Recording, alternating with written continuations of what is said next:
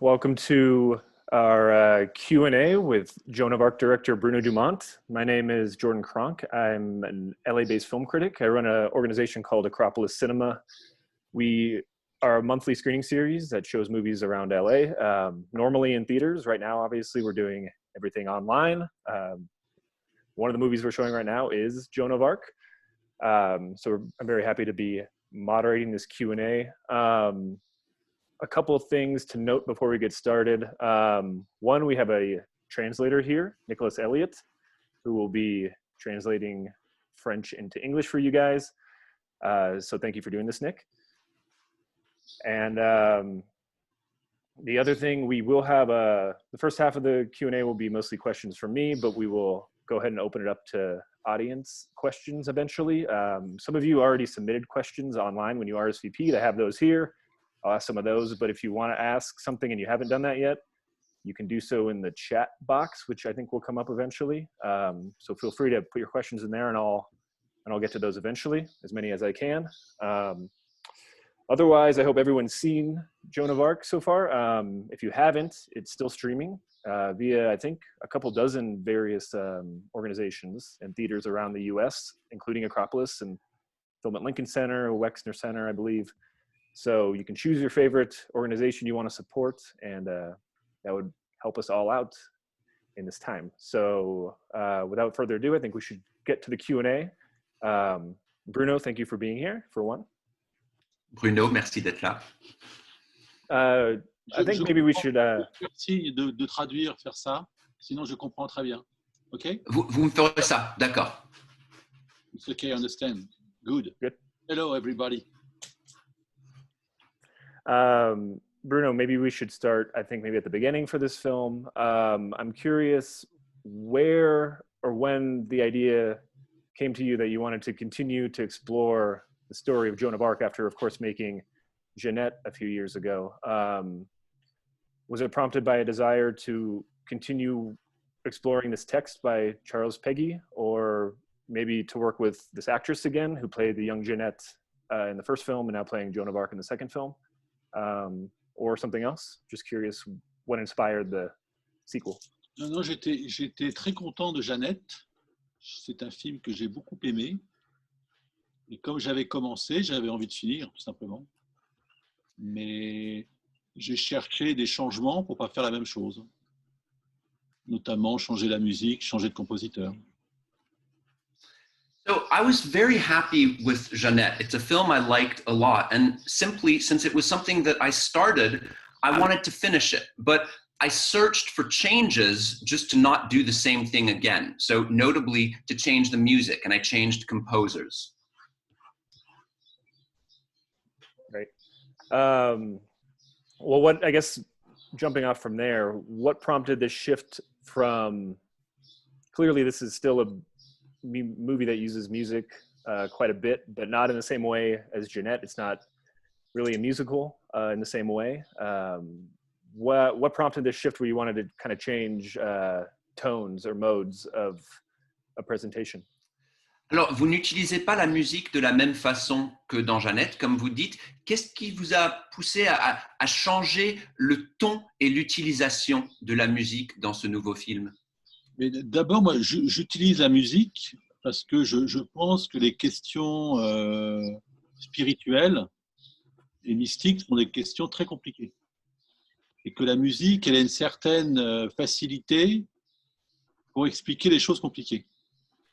So first of all, I use music because I think that spiritual and mystical questions are very complicated ones. And I think that music has a certain ability to explain these complicated things. Par exemple, dans Jeannette, la musique électronique a beaucoup de parenté avec les musiques de trance, les musiques d'extase. Donc pour expliquer l'origine, par exemple,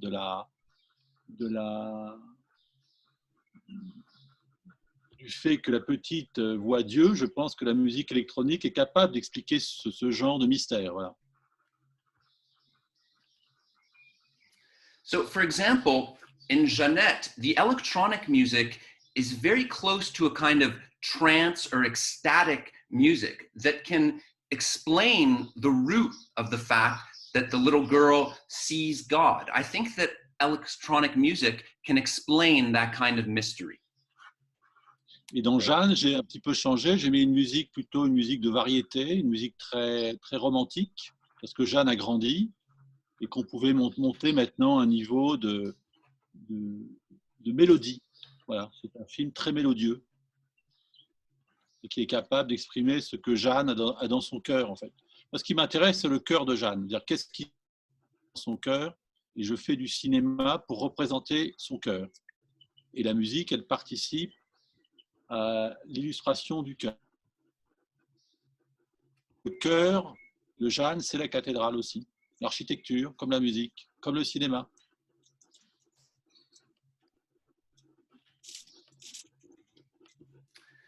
So with the film Joan, I changed the music. I went towards a more French pop romantic type of music because Joan is older in this film. And so we can reach a higher level of melody. It's a very melodic film. And what we can do is we can express what's in her heart. That's what I'm interested in fact, with this film, is to express what's in her heart. That's what I want to do with cinema, is to be in her heart, and music illustrates her heart.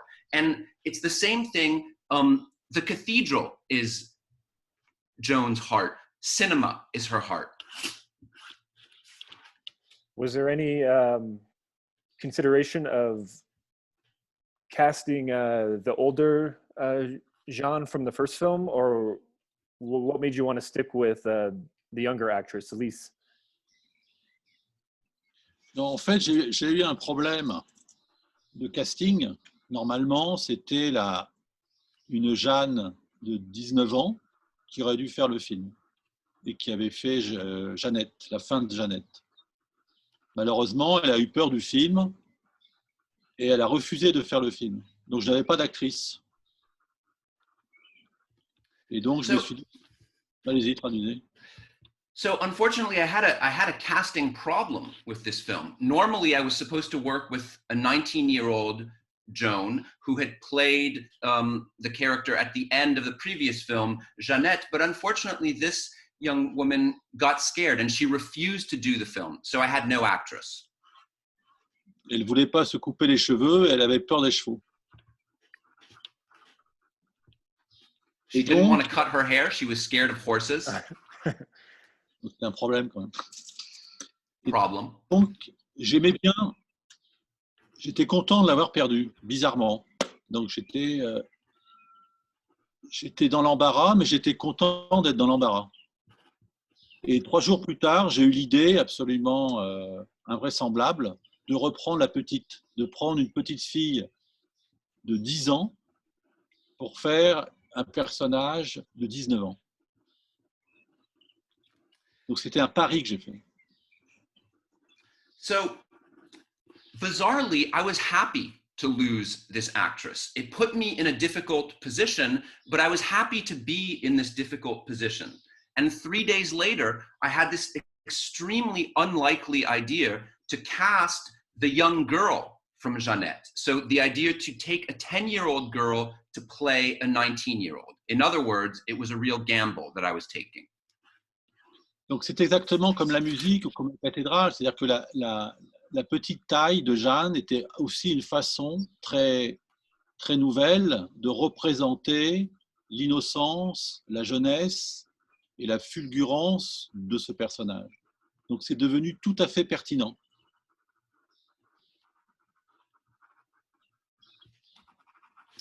So it's exactly like with the music in the cathedral. The actress's small size was a new way of expressing this character's innocence, her youth, her fiery inspiration. And so in fact, it became absolutely pertinent and right. Et Falconetti ou Ingrid Bergman avaient 35 et 40 ans. Donc, le bon âge n'est pas un problème, en fait. L'histoire du cinéma, l'histoire des films de Jeanne d'Arc montre bien que la question n'est pas la question de la chronologie, c'est la question finalement plutôt de la représentation. Et tous les anachronismes passent. Donc c'est un anachronisme, mais qui passe comme Falconetti passe.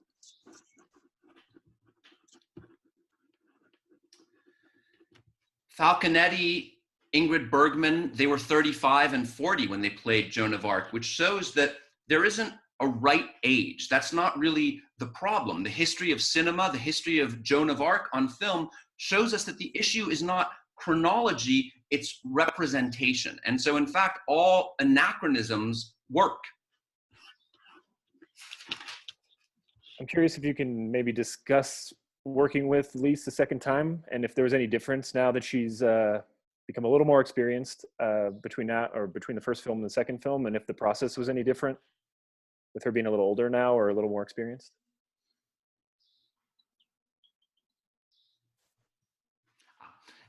Pourriez-vous nous parler de comment c'était de retravailler avec Lise une deuxième fois? Est-ce que c'était différent maintenant qu'elle avait non seulement un peu grandi, mais qu'elle avait déjà de l'expérience, qu'elle avait déjà tourné un film avec vous? Donc, voilà. Le script était différent, puisque maintenant il s'agissait de... Le premier film racontait l'histoire de la conversion de Jeanne, tandis que le second raconte plutôt à la fois les batailles. Donc il y avait la question de la représentation de la guerre et aussi le procès. Donc le procès, c'est plus une joute oratoire. Donc la matière était totalement différente. C'est aussi pour ça que j'ai fait Jeanne aussi, parce que on parlait d'autre chose. C'est pas la même chose. Elle a mûri.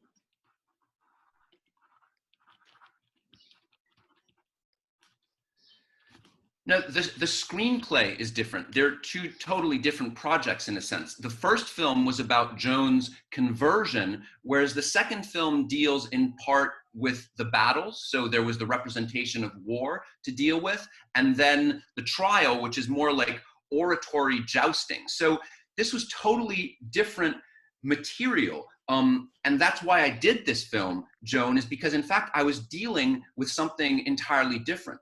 The girl had matured.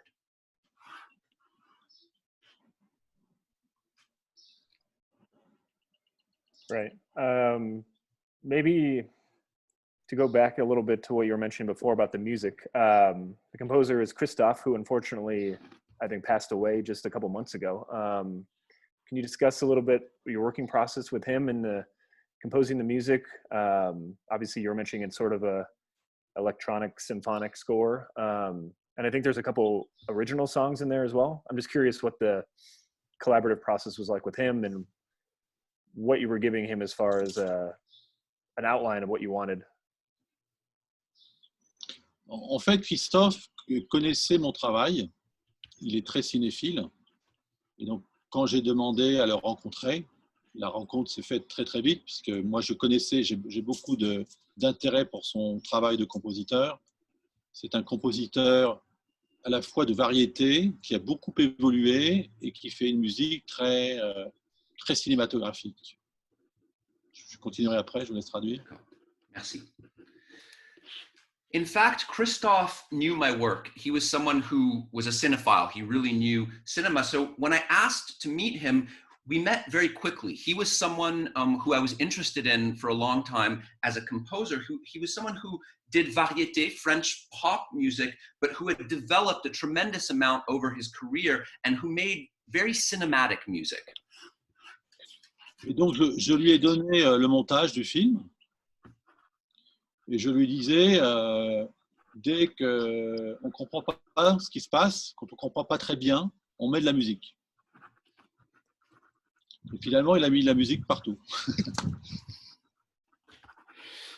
So I gave him the edit of the film and I told him, as soon as there's a moment where one doesn't really understand what's going on, put music there. And ultimately, he put music everywhere. Donc, je lui ai demandé, en fait, c'est ça, Christophe est un garçon qui est très instinctif. Il n'a pas lu le texte. Je pense que ça ne l'intéressait pas.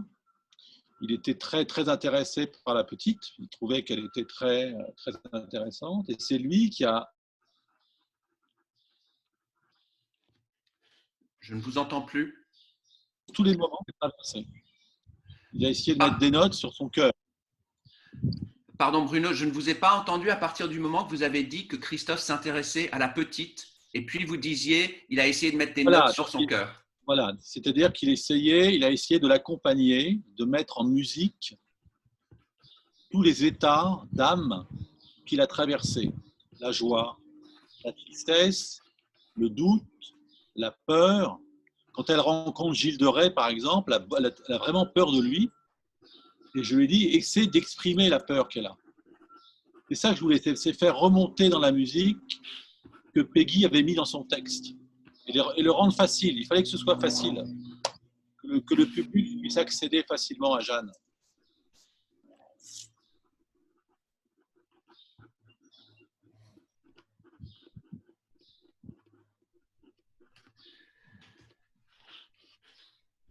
So Christophe is very instinctive.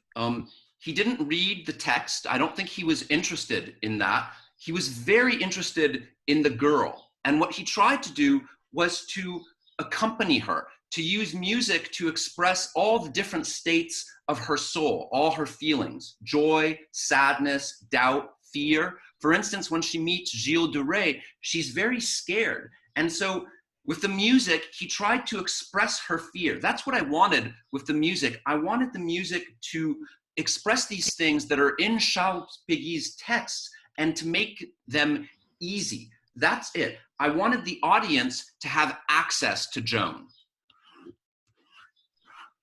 Ensuite, il m'envoyait ses compositions en me donnant tous les éléments séparés. C'est-à-dire, j'avais la ligne de basse,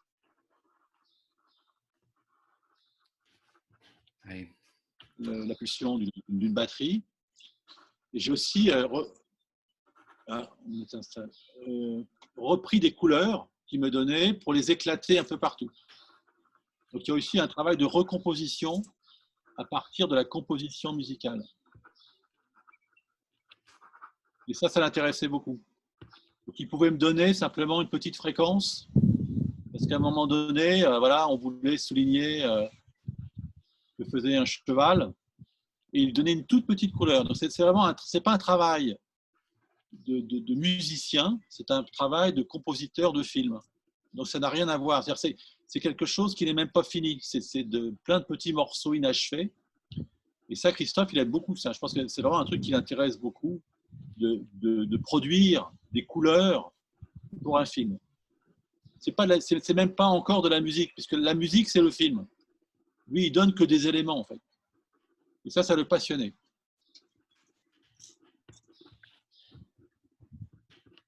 A few technical difficulties, so bear with us as yeah. audio is I think I managed to follow, luckily. Okay.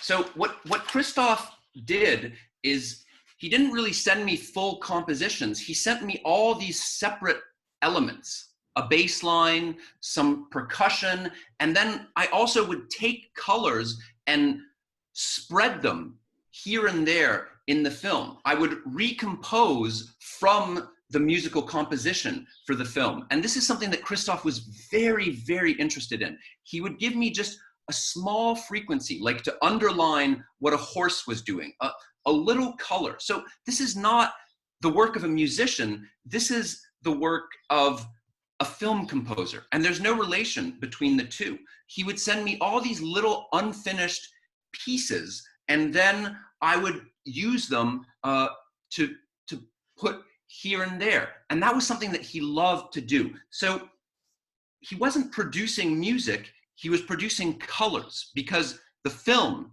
is the music. And that's something, providing these elements, that Christophe really loved to do.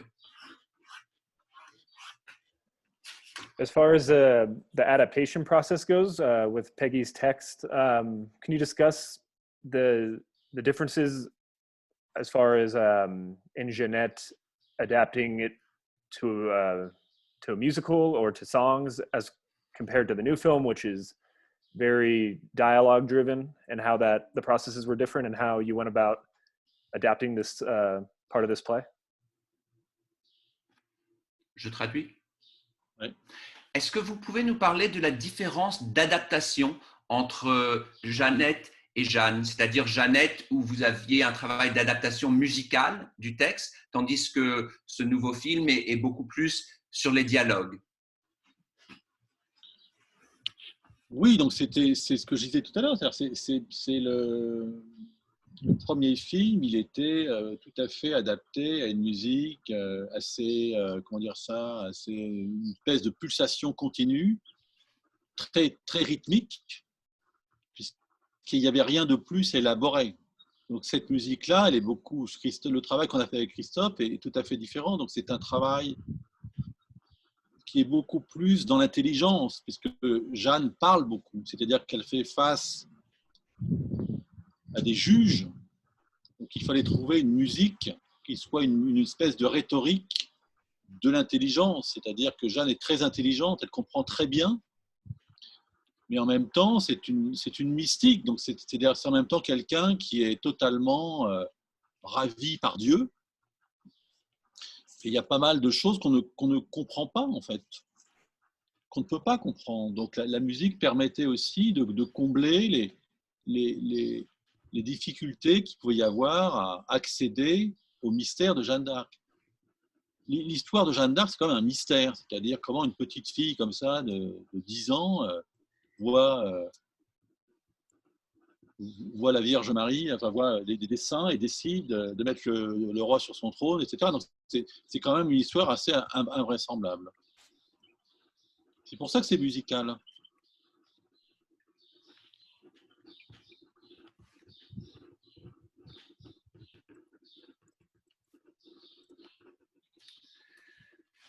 Well, as I said earlier, the first film was totally adapted to follow a kind of a constant pulse, a very rhythmic music. And so in a sense, nothing was needed beyond that. Whereas in this new film with Christophe, it was very different. It had more to do with intelligence. This is a film where Joan has to talk a great deal. She has to face her judges. So in the music, there has to be a rhetoric of intelligence. Joan is a girl who understands things very well. She's very intelligent, but she's also mystic.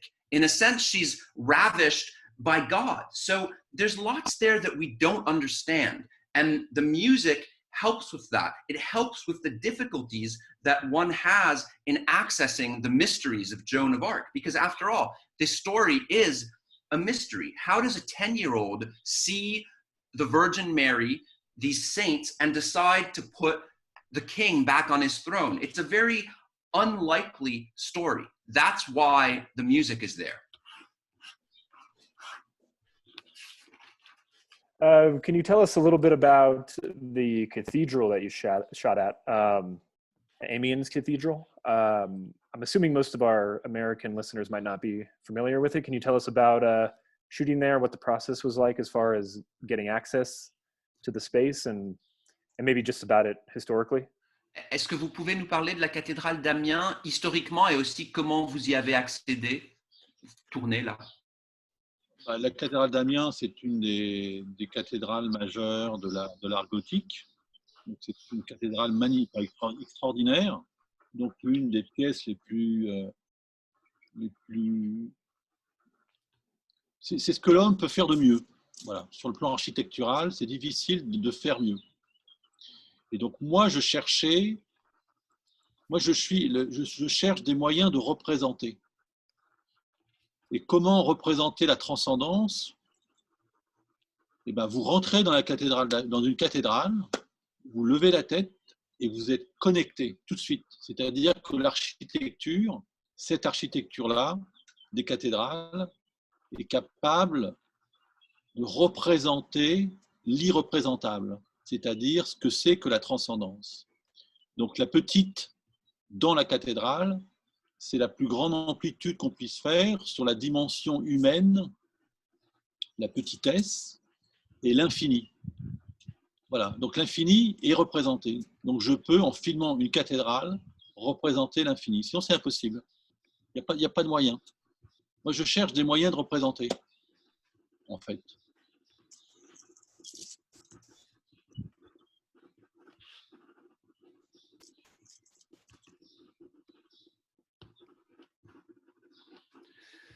So the Cathedral of Amiens is one of the major works of Gothic art. It's an extraordinary cathedral. It's what man can do best. It's hard to do better in terms of architecture. And what I'm doing in film is I'm looking for ways to represent. So the question here is, how do you represent transcendence? Well, if you step into a cathedral and you look up, immediately you're connected.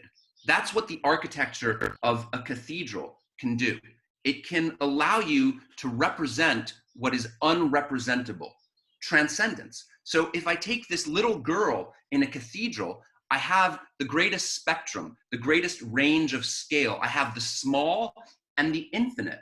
And that's something, the infinite, that you can show in a cathedral. Otherwise, it's impossible. What I'm interested in doing, what I'm trying to do, is all to do with representing.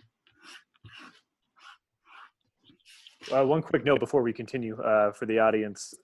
As you probably noticed, there is no chat function. What we're going to do for audience questions is just have you raise your hand in Zoom or make some sort of reaction so we know you want to ask a question, and then we'll unmute you and you'll be able to ask a question for Bruno. We'll do that in a few minutes.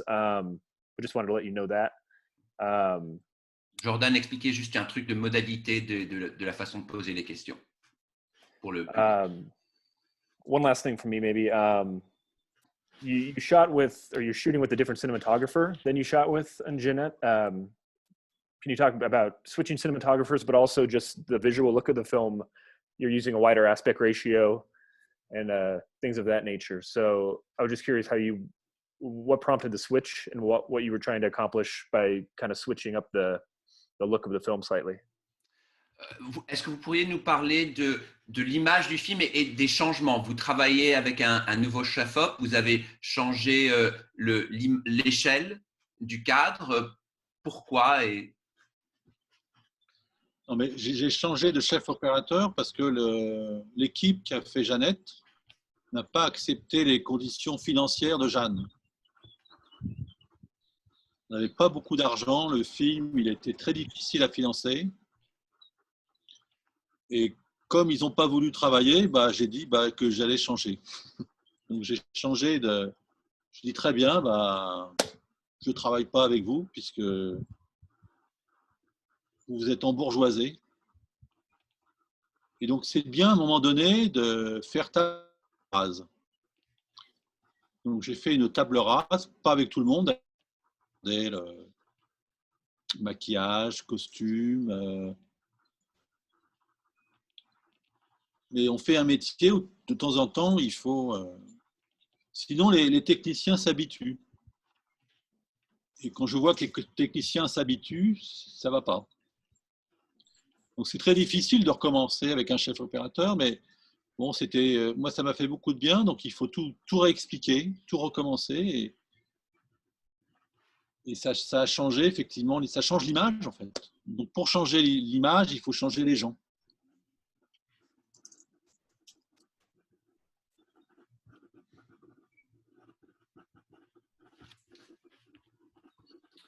So I changed DPs because the crew that had worked on Jeannette did not accept the financial terms for Joan. Joan was a film that we did with very little money. It was extremely difficult to finance. And so since the crew from Jeannette didn't want to work, I said, okay, I'll change. You don't want to work like this? You've gotten bourgeois? Fine, that's good. I'm going to make a clean sweep of it. Tabula rasa. Not everyone, but makeup, costumes, etc. You know, we're in a profession, we do a job where sometimes you have to do things like that because otherwise technicians get used to the way things are. And when I see that happen, it's no good. Of course, it's hard to start over with a new director of photography. You have to explain everything again. You have to start over from scratch. And that, in fact, changes the image. So that's what you have to do. You have to change people to change the image. I read an interview with you once about Jeannette that you kind of thematically compared that film with your first feature, The Life of Jesus. And while I was watching Joan of Arc again this past week, it didn't occur to me when I first saw it, but when I rewatched it, I kind of noted some similarities between this film and your film from 2013, Camille Claudel. I'm just curious if you see any connection there, and then also maybe what draws you to these martyrs or persecuted female figures. J'ai lu un entretien avec vous au moment de Jeannette où vous disiez que Jeannette vous faisait penser à votre premier film, La vie de Jésus. Et quand j'ai revu Jeanne cette semaine, ça m'a beaucoup fait penser à votre Camille Claudel. Et je voulais savoir si vous voyez ce rapport aussi, et peut-être plus généralement, ce qui vous attire dans ces personnages de martyrs féminins, de femmes persécutées. Non, je pense qu'il y a effectivement quelque chose qui change et quelque chose qui ne change pas. C'est-à-dire que les films sont différents, mais il y a une constance. Voilà. Donc il y a sûrement une envie qui a commencé avec la vie de Jésus de passer à l'intérieur de ce mystère que sont les gens, en fait. Voilà, moi, ce qui m'intéresse, c'est de filmer des gens, mais en filmant quelqu'un, de passer à travers et de chercher quelque chose qui est universel, en fait. Que ce soit la vie de Jésus, Camille Claudel, Maloute, tout ce que vous voulez. Tous les genres sont différents, mais il y a quelque chose qui est commun, c'est une recherche perpétuelle qui ne finit jamais. C'est-à-dire que vous avez jamais trouvé. Donc c'est comme en peinture, c'est-à-dire qu'il n'y a aucun tableau, il faut peindre un petit coin de quelque part pour toucher la grâce. Mais il n'y a pas d'autre façon que d'être dans le profane et d'être dans le commun. Donc c'est pour ça que je continue à faire des films, c'est-à-dire que je n'ai pas fini, sinon je m'arrêterai. Je cherche en fait. Donc je ne me lasse pas de chercher, je ne trouve pas. Je change d'équipe, je change de sujet, je change de musicien, de genre, du comique, du tragique. Mais c'est toujours pareil.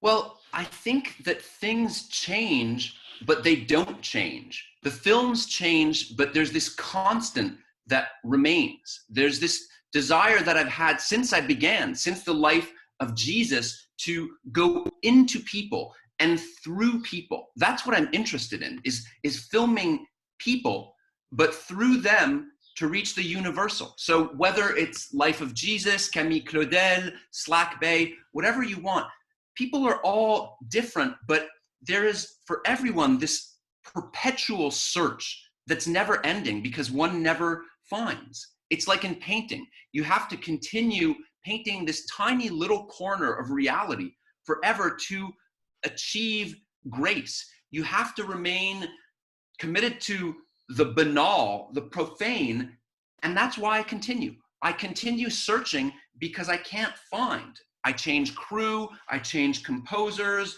I do a comedy, I do a tragedy, but I'm always the same. One more question from me, and then we'll open it up to the audience. Can you talk a little bit about your working process now that we're in lockdown or isolation the last few months? I know you were finishing a film probably when this whole thing started happening. I don't know many people thought your new film could be in the Cannes lineup yesterday, so I'm sure that the film is probably coming soon in the fall, but you don't need to get into that. But maybe just talk about working in isolation and how your process has changed, if it has at all. Est-ce que vous pouvez parler de votre travail dans cette période de confinement et d'isolement? Je sais que vous étiez en train de terminer un film que beaucoup attendaient éventuellement pour Cannes cette année. Est-ce que vous pouvez nous parler de votre travail maintenant et comment cette période d'isolation a peut-être eu un effet sur votre processus? Non, mais moi quand je tourne pas, j'écris en fait. Et pour écrire, j'ai besoin d'une d'oisiveté, de ne rien faire. Parce que j'ai rien à faire que j'écris. Donc il faut que je fasse rien. Donc j'alterne des moments comme ça. Donc le film que je fais aujourd'hui s'est arrêté parce que à cause de la pandémie, donc on n'a pas pu faire la post-production. Donc je vais attendre quelques mois pour le terminer. Et voilà. Well, when I'm not shooting, I'm writing. And to do that, I need to have time on my hands. I need to be doing nothing because it's when I'm doing nothing that I write. So I need to have times when I'm doing nothing. The current film that I'm working on, we were unable to get into post-production because of the pandemic. So I'm going to wait a few months before I get back to it. Okay. So we're going to open it up to audience questions now. If you want to ask a question, you can raise your hand or make some sort of signal here in Zoom and we'll unmute you. I'll start with a couple, though, that people sent in earlier. Douglas Roy wants to know, is this Joan of Arc part of a trilogy? Do you plan on making another Joan film? Est-ce que cette Jeanne fait partie d'une trilogie? Est-ce que vous comptez faire un autre film sur Jeanne d'Arc? Ah non, là, il faudrait que. Qu'est-ce que je peux faire là? C'est terminé, là. Elle a brûlé, là. Elle est carbonisée, là. Bon, peut-être que je peux faire un film sur les cendres. Non, mais c'était terminé. Non, Jeanne d'Arc, c'est terminé. Fini. Il faut que je passe à autre chose. Charles Péguy, c'est terminé. Well, what could I do now? I mean, it's over. She burned. She's been reduced to ashes. I mean, maybe I could make a movie about the ashes. No, Joan is over. I need to move on to other things now. Charles Péguy is over. Okay. Nader Moseni wants to know, what's the relationship between theology and materialism in your films? Quel est le rapport entre la théologie et le matérialisme dans vos films? Le matérialisme est la seule façon d'évoquer les questions théologiques. C'est-à-dire qu'il faut incarner, en fait. Donc, les questions spirituelles, surtout au cinéma, le spirituel s'incarne. Et le cinéma est un lieu d'incarnation. C'est un lieu mécanique. Voilà. Et donc, c'est du mécanique qui devient spirituel. Donc, moi, le spirituel, à la limite, je m'en fous. Ce qui m'intéresse, c'est la représentation, la matérialisation de questions supérieures. C'est pour ça que j'aime beaucoup le cinéma, en fait.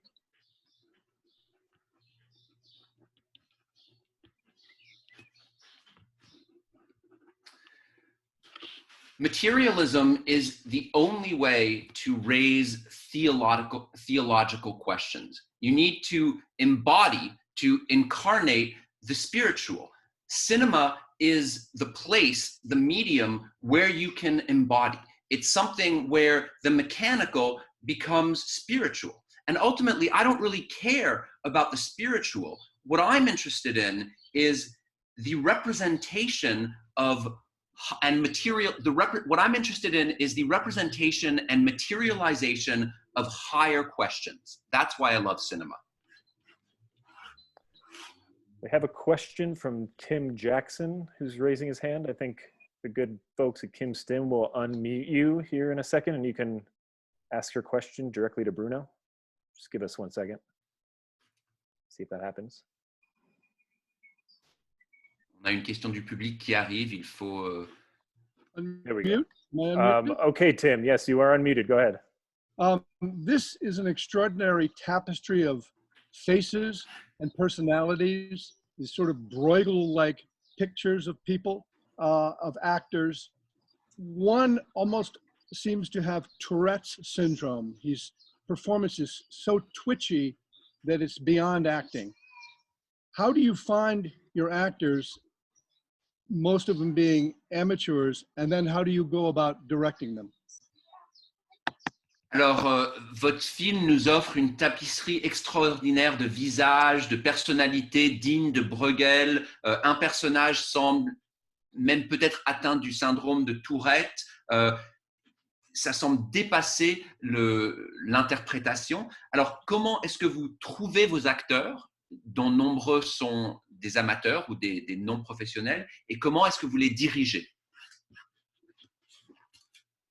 D'abord, je prends des amateurs parce que je suis un peu comme un sculpteur. C'est-à-dire que j'ai besoin d'une matière humaine, des gens, et les gens sont comme ils sont. Par exemple, la personne dont vous parlez, l'oiseleur, il est un peu comme ça. Et donc, il me donne quelque chose de vrai. Voilà, je peux faire du vrai à partir du vrai, sachant que moi, je fais que du faux. C'est-à-dire que j'ai besoin de la vérité des gens avec qui je travaille, qui sont des contraintes. Donc, c'est très contraignant. Ils ne sont jamais... ce ne sont pas des comédiens, donc ils sont comme ils sont. Ils ne peuvent être que ce qu'ils sont. Et c'est ça qui m'oblige. J'aime bien l'obligation dans laquelle l'acteur non professionnel me force à créer des personnages. Je n'ai pas de liberté, en fait. Je me bats contre eux, mais ils ont une vérité. Le garçon qui joue Gilles de Rais, il n'a rien à voir avec Gilles de Rais. Et pourtant, c'est Gilles de Rais. Donc, cette espèce de lutte entre l'acteur et le personnage, je trouve ça magnifique. C'est de l'or. Alors qu'un acteur professionnel pourrait faire Gilles de Rais et ce serait redondant. Il ne faut pas de redondance. L'amateur, c'est la seule façon de ne pas être redondant et de montrer que c'est une lutte.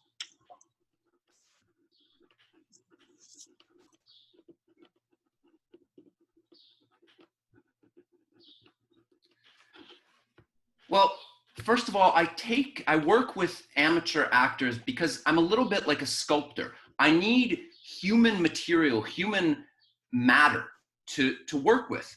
People are how they are.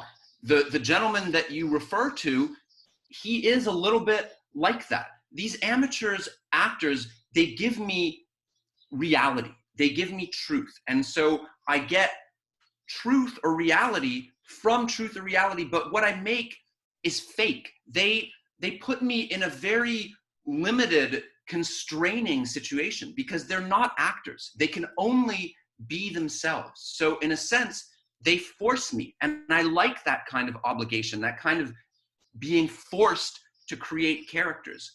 I fight the actors. For instance, the amateur actor who plays Gilles de Rais has nothing to do with him. It's a struggle between the actor and the character. And that struggle is magnificent. It's gold. If I took a professional actor to play Gilles de Rais, it would be redundance. And I want to avoid redundance. By taking amateur actors, I show that the important thing is to avoid redundance and to capture this struggle. A number of people asked about your influences on this film, and curious if you took any inspiration from any of the prior Joan of Arc films. I think for the first Jeanette, I think you mentioned that you didn't really take that much inspiration from them, but maybe if that changed at all for this film, talk about Dreyer, Bresson, Rossellini, Preminger, people who made Joan of Arc films in the past. And if not, just what you maybe think about those films. Quelles étaient vos influences pour ce film? Beaucoup de gens ont posé cette question et je sais que pour Jeannette, vous n'avez pas beaucoup pensé au film précédent sur Jeanne, mais est-ce que cela a changé pour Jeanne? Est-ce que vous avez pensé à Dreyer, Rossellini, Preminger, etc. Et si ce n'est pas le cas, peut-être pourriez-vous quand même nous dire ce que vous pensez de ces versions de Jeanne? Non, mais je n'ai pas besoin d'y penser puisqu'elles sont là. Donc je les ai vues, elles font partie de l'histoire du cinéma. Donc elles font forcément partie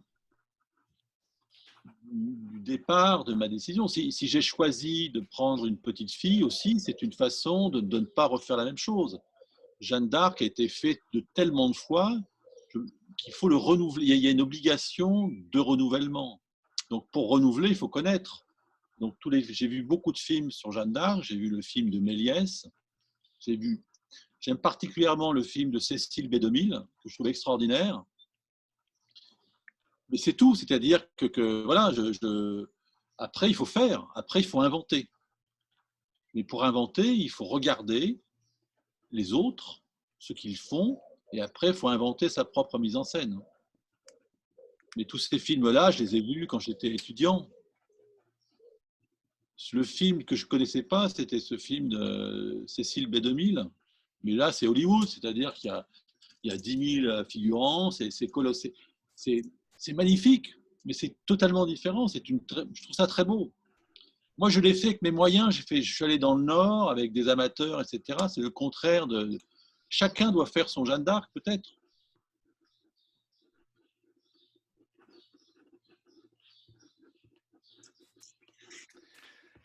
I don't need to think about these films because they're there. I saw them. They're part of the history of cinema. And in that regard, they're part of my decision to choose a little girl to play her, because one is obliged to not do the same thing. You have an obligation to renew things, and to renew things, you have to know what went before. I've seen many, many films about Joan of Arc. I saw Méliès's film. I find Cecil B. DeMille's film extraordinary, magnificent, but that's all. After that, you have to do things. You have to invent, and to invent, you have to look at others, and then you have to go and invent your own way of staging the story.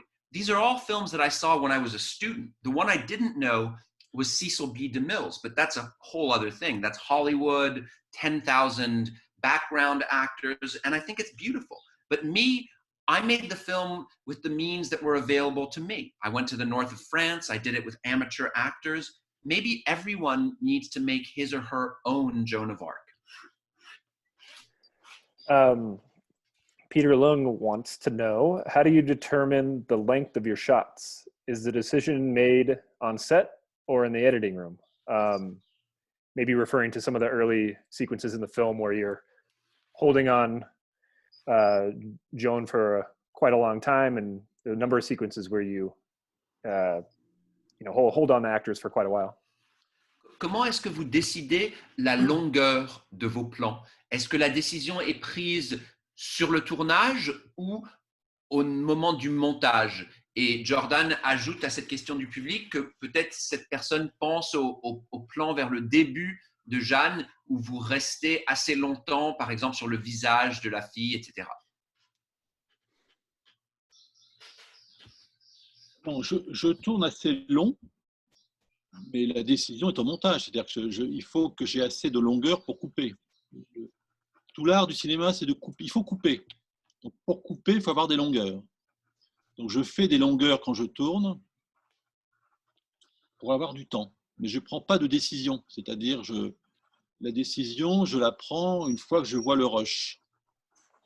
Mais quand je tourne, c'est-à-dire, je ne monte pas. Donc, je fais des essais. J'essaie des choses avec les acteurs, etc. Je n'essaie pas de finir. Voilà. Quand je tourne, je ne finis pas.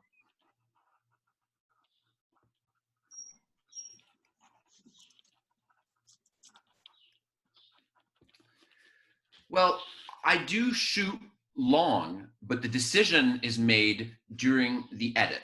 I need enough length to cut. The whole art of cinema is to cut, and to cut, you must have some length. But I don't make decisions when I'm shooting. I make that decision when I see the raw footage.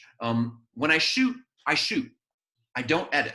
I try things out with the actors. I don't finish. When I shoot, I don't finish. We have one question. Sebastian Abascal is raising his hand. We'll unmute you. I was actually just about to read your question, but I'd rather have you say it since it's quite long and thorough. So go ahead, Sebastian. You hear us? Yeah, thank you. I thought you were not going to read it. Go ahead. Yeah. But yeah, so it just that it clicks right now because Mr. Dumont has said about representation in cinema. But many other filmmakers like Carlos Regadas, for example, has talked about presence in cinema as cinema is presentation, since it achieves to capture presence and reproduce it. And I think cinema is an art of presentation and not of representation, which is literature, and because it manages to illustrate images. But my question is that you have managed to capture presence before and also now, but it is a difficult thing to do when doing something with a character like Joan of Arc, because you cannot you cannot bring back Joan of Arc to the present. So my question is with Charles Peggy, literature-wise, because literature is an art of representation. So I want to know how you manage to capture presence and not representation with Charles Peggy's dialogue, poetic dialogue. Thank you. Alors, vous parlez beaucoup de représentation au cinéma, mais il y a beaucoup de cinéastes contemporains, comme par exemple Carlos Regadas, qui parlent plutôt de présence, puisqu'on peut, avec le cinéma, saisir une présence. Et donc, ce serait une question de présentation plutôt que de représentation. La représentation étant peut-être plus proche de la littérature, où on a l'occasion d'illustrer.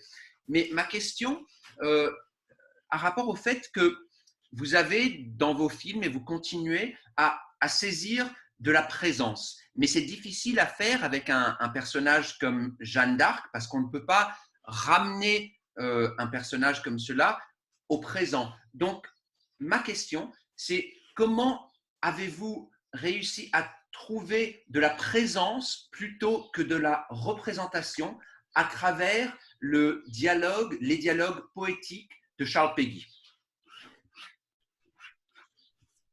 Non, mais le cinéma, c'est du présent. C'est-à-dire, quand vous êtes dans la salle, vous êtes dans le présent d'un récit. Ça passe par représentation. La représentation, c'est tout le mécanisme qui est fait pour que Jeanne soit présente. Quand vous voyez Jeanne, elle devient présente. Elle est totalement instantanée. C'est ça le cinéma, en fait. Après, on emploie toutes les voies qu'on peut emprunter, mais que je fasse un film qui se passe maintenant, demain ou autrefois, le seul enjeu, c'est la présence. Et surtout la présence du spectateur, c'est-à-dire l'espèce d'accointance entre les deux. Il faut créer un contact entre le spectateur qui est dans la salle et Jeanne d'Arc, qui est dans l'histoire. C'est pour ça qu'elle est représentée. C'est une représentation magique, mais le spectateur doit croire à la réalité magique de ce qu'il voit. Et c'est lui qui fait l'éclat. C'est-à-dire que la magie, c'est le moment de la rencontre entre le spectateur et l'image cinématographique. Le film n'est qu'un moyen, en fait, d'un contact. On attend le contact. Moi, je prépare tout. Je filme Jeanne pour qu'elle rentre en contact avec vous.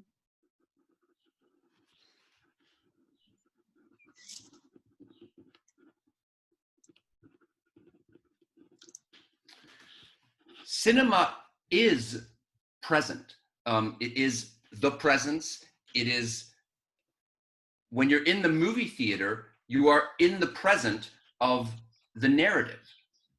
Representation is the mechanism that allows us to make Joan present. When we see Joan, she is present. She's instantaneous. But whether I film something that happened in the past, the present, the future, the only issue is presence, especially the presence of the spectator. And it is the contact between Joan and the spectator. That's why we use representation. It's a kind of magical representation. We try to make the spectator believe in the character of Joan. And then there's that magic moment in which the spectator encounters the film. That's the most important thing, that contact. What I work toward in making the film is for Joan to come into contact with you.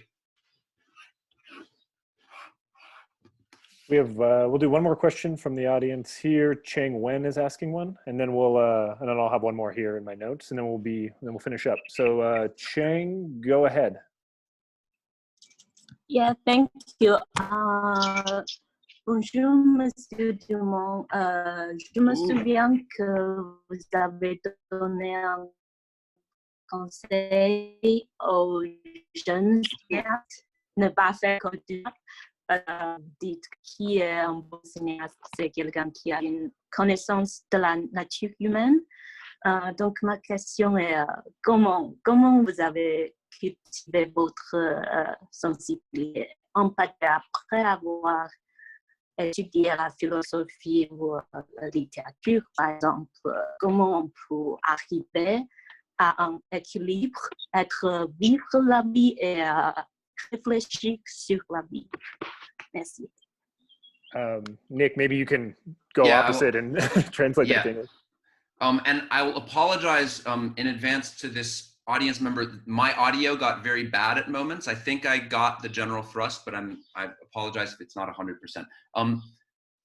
Mr. Dumont, I remember reading that you had given as advice to young filmmakers that a filmmaker needs to know human nature. So my question for you is, how have you cultivated this in yourself? After studying philosophy and literature, how do you find this balance of being in life and reflecting on life?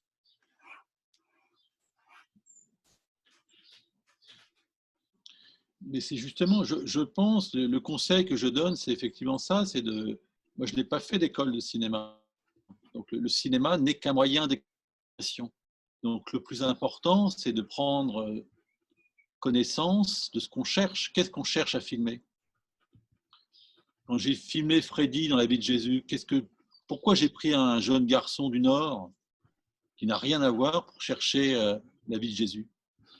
Donc c'est ça qui compte, c'est-à-dire le plus important, c'est on peut faire un film avec n'importe quoi. L'enjeu, c'est vraiment une espèce de... Moi, je pense que le cinéma est une pensée en train de se faire. Donc il faut être pensant, c'est-à-dire qu'il faut réfléchir, il faut penser la nature, il faut penser l'existence et emmener une caméra, raconter une histoire pour chercher quelque chose. Et c'est quelque chose, il doit être entrevu dans la méditation, dans l'écriture. Les grands cinéastes sont toujours des visionnaires. Hein. C'est des gens qui sont, quand vous les écoutez, c'est quasiment des philosophes. Ils parlent de choses, on ne comprend même pas tout ce qu'ils racontent. Quoi. Donc on sent qu'ils sont un peu lacunaires, ils sont un peu perchés, espèce de folie, quoi. Mais pour justement incarner. Voilà, je pense que voilà, c'est difficile à expliquer, mais il faut effectivement une pensée. Ça me paraît évident. C'est-à-dire qu'on n'apprend pas ça dans une école de cinéma. Hein. Ce n'est pas une école de cinéma qui va vous donner à penser. Alors la pensée, elle peut vous venir de la vie, elle peut venir de n'importe où. Il y a plein de cinéastes qui étaient avant architectes, qui faisaient d'autres métiers. Mais il faut avoir une sensibilité. Voilà. Et la sensibilité, c'est la matérialisation de la pensée. Et le cinéma, il ne fait qu'exprimer ça. J'arrête.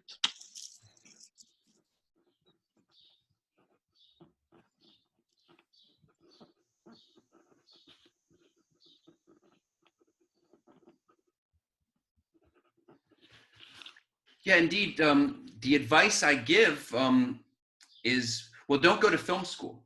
You know, in cinema, the most important thing is to find what you're looking to film. So for instance, with my first film, The Life of Jesus, I filmed Freddy. Why am I filming this young man in the north of France to film the life of Jesus? You can make a film of anything. Cinema is thought being made. You have to be thoughtful. You have to think about nature. You have to think about existence. You take a camera to film something, and that something is glimpsed in meditation, in writing. I mean, the great filmmakers have all been visionaries. In fact, when you listen to them talk, sometimes you can't understand what they mean. They seem a little eccentric, a little crazy, but it's all about embodiment. you must have thought. I don't know what else to say. There must be thought. And that's something that you're certainly not going to learn in film school. It can come from life. I mean, there are many great filmmakers who were architects before they turned to film or who did other jobs. You have to have sensibility. And sensibility is the materialization of thought that cinema can express. Well, we've hit our hour mark. Let's get in one more question here that Stefan Volenberg asked, because I think it's kind of a fun one. How did you come to the idea to imagine war with a horse ballet? And then jumping off from that, for me, I think you need to tell us about the dancing horse. Alors, c'est la dernière question. Ce sera à moitié du public. Comment avez-vous pensé à figurer la guerre avec un ballet de chevaux? Et Jordan aimerait savoir comment est-ce que vous avez pensé au cheval dansant. C'est une façon de répondre à la question précédente, c'est-à-dire que je n'avais pas d'argent, donc je ne pouvais pas illustrer la guerre d'une façon littérale. Donc j'ai cherché un chemin de traverse et je me suis dit, bon, faisons autrement. Donc faisons une chorégraphie. Et donc je me suis dit, bah, faisons plutôt danser les chevaux, puisque je ne peux pas en avoir beaucoup. Et c'est comme ça que j'ai eu cette idée-là de choisir une chorégraphie équestre pour représenter la guerre. Et puis la guerre, on a tellement vu des batailles aussi. C'est comme Jeanne d'Arc, on a tellement vu de batailles que je me suis dit, je ne vais pas faire encore des batailles. D'abord, je n'ai pas d'argent. Et je me suis dit, faisons plutôt la danse de la guerre. Parce que la guerre est une chorégraphie, c'est un opéra. Et j'ai rencontré donc la garde nationale et j'ai travaillé avec eux. Mais c'est au départ une raison économique, pas d'argent. Il vaut mieux ne pas avoir d'argent, ça vous donne beaucoup plus d'idées. C'est de l'adversité, c'est toujours bien l'adversité. Ça vous oblige.